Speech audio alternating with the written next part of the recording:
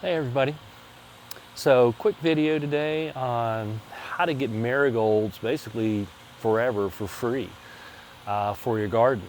And why do we want marigolds? Well, for one, they're pretty, they make the garden look nicer, but they're really beneficial for bugs, keeping bugs away from your tomatoes, your peppers and so forth. So they're what they call a companion plant. They're a great companion plant right next to some of the veggies that you're growing, like tomatoes and peppers.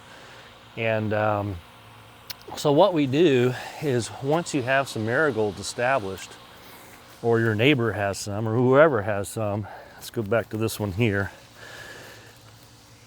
This part right here, you got your flowers, then underneath your flowers, right there, that little thicker part, so this is a little one. So this part right here, the smaller, the thicker part under your petals. So what happens is, once your marigold flower dies, the petals are gonna fall off, it's gonna turn brown, and the thick part and the stem is still gonna be there. Okay, so these are some marigolds from February of 2025, and that marigold that I just showed you is from these seeds. So what happens is the flower dies, the petals fall off. This is that thicker part right underneath where the petals were that I showed you.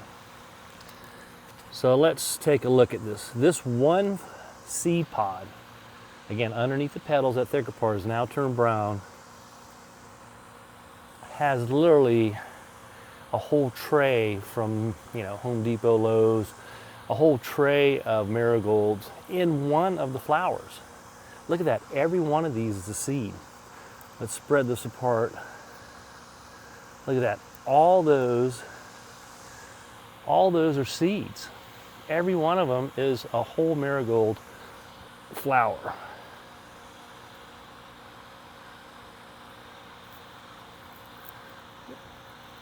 Look at that, every one of those is a seed. There's still more to be broken up here.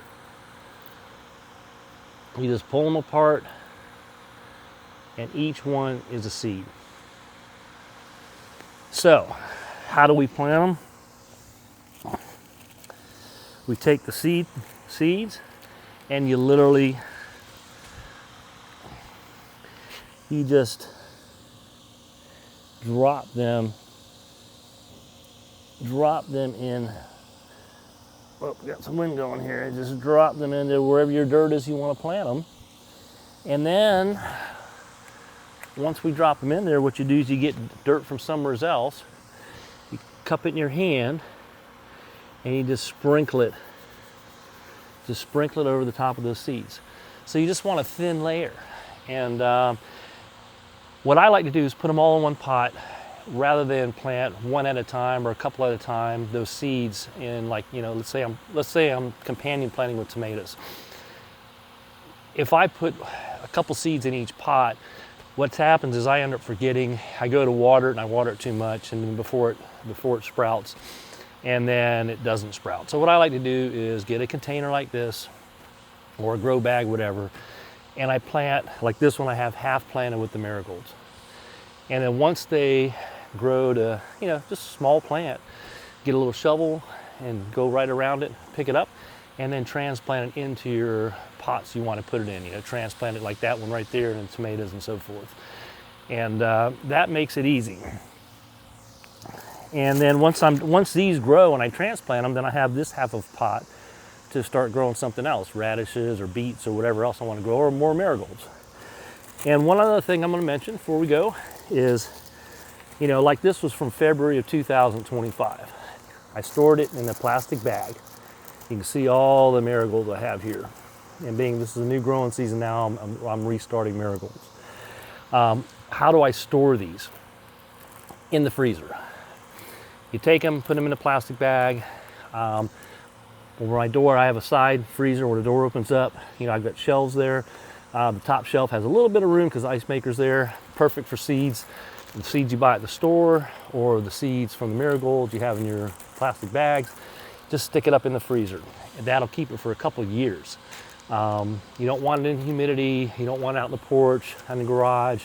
You want a nice dark freezer. And like I said, this is, from February 2025, I've already grown marigolds from it. And now we just planted some more that are gonna grow. So I'll give you an update in a couple weeks as they grow, and appreciate you watching, and look forward to the next video. See ya.